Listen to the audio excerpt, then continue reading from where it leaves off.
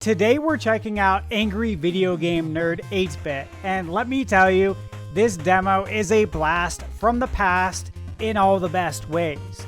If you grew up throwing controllers at tough-as-nails NES platformers like I did, then you're in for a treat.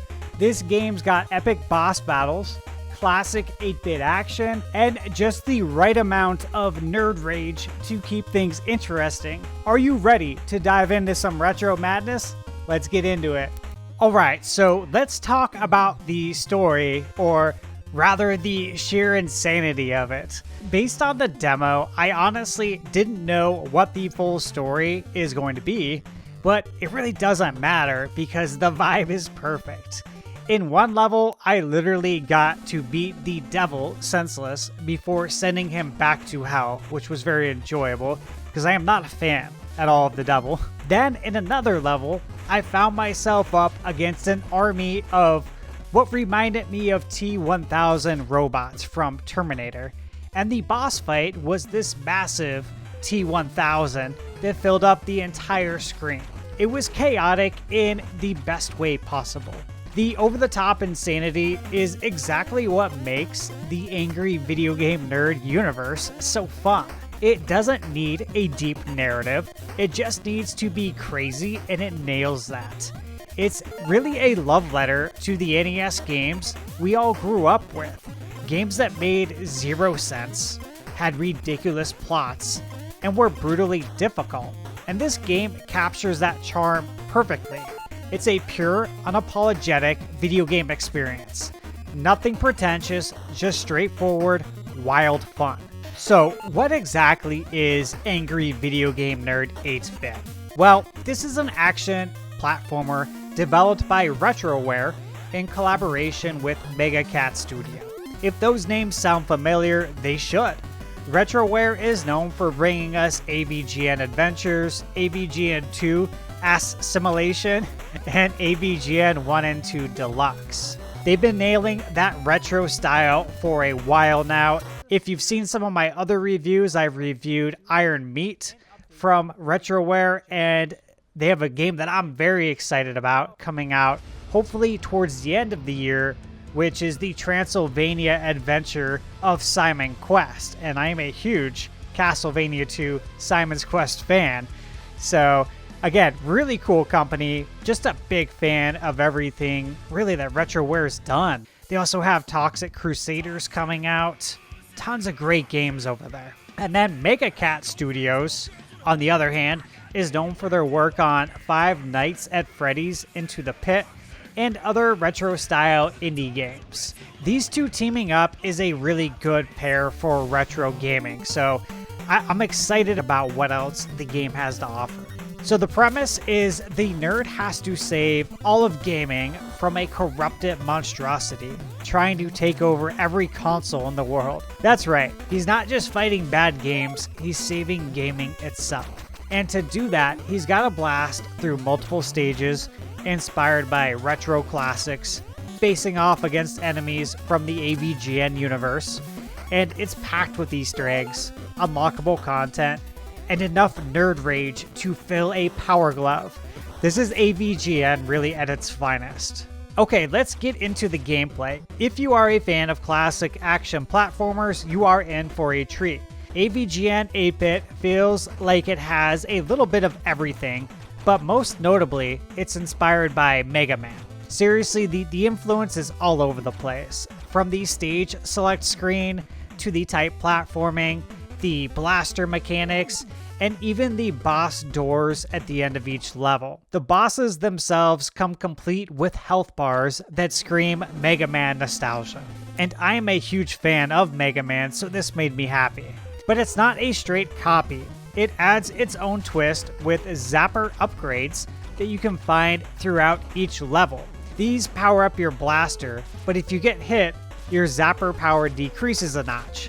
It's a cool risk-reward system that keeps you on your toes.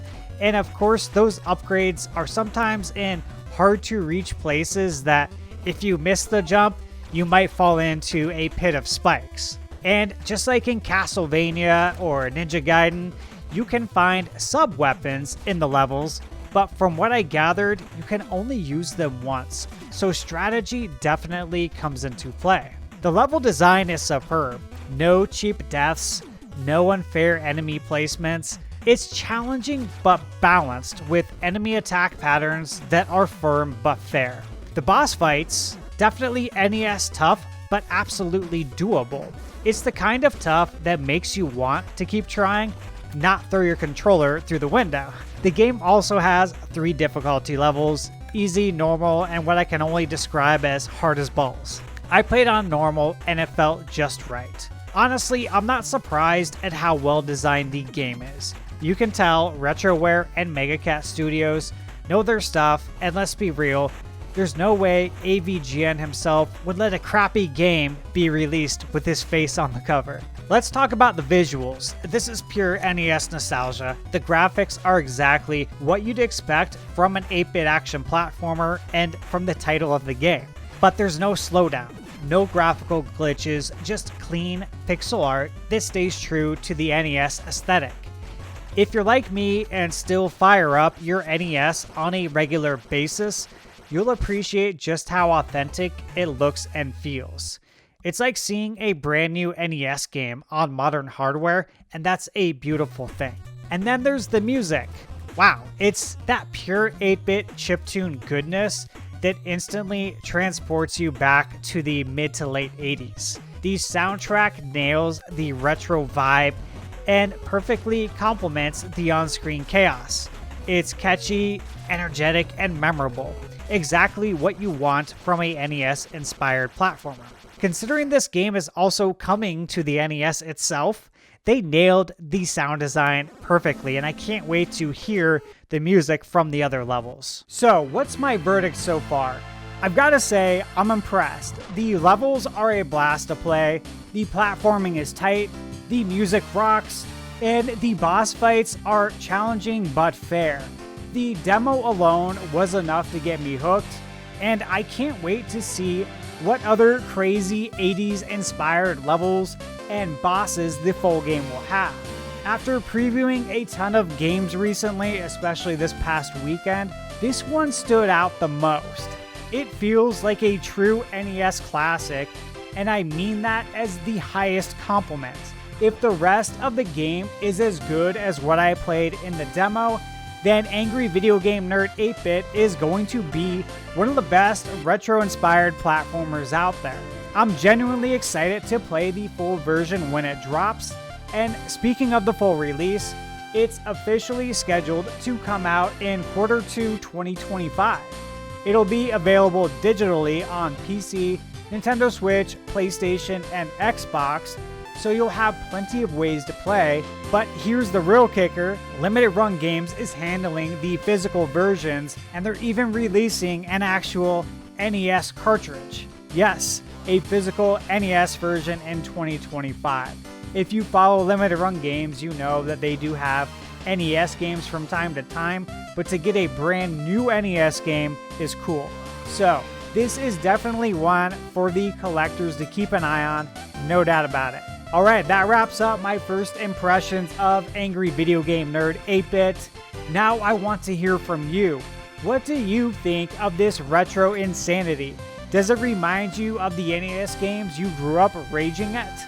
Let me know in the comments below. And hey, if you enjoyed this video, please don't forget to give it a thumbs up, subscribe to ThunderStash Gaming, and hit that notification bell so you don't miss my full review when it drops.